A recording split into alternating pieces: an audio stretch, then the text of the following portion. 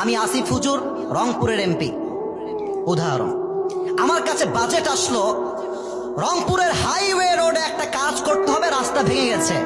সরকার আমাকে দিয়েছে মাত্র 5 কোটি টাকা। এটা কি কম না বেশি? বেশি। 5 কোটি টাকা। জবাবদিহিতা মানে কি? আমি টাকাটা পেলাম আমার শহরের মানুষের জন্য। আমি কয় টাকা ইট কিনতে ব্যয় করেছি, কয় টাকা রড কিনতে ব্যয় করেছি, কয় টাকা বালু কিনতে ব্যয় করেছি, প্রত্যেকটার পাই টু পাই হিসাব জনগণের কাছে স্পষ্ট বুঝাই দেওয়া লাগবে। এটার নামে ইসলামের রাজনীতি। এমপি সাহেব 5 কোটি টাকা পায় সংসদ থেকে, পার্লামেন্ট থেকে পাস হয়, বাজেট আসে 3 কোটি এমপি নিজেই খেয়ে দেন। বলেন, আর 1 কোটি খায় এমপির চামচারা।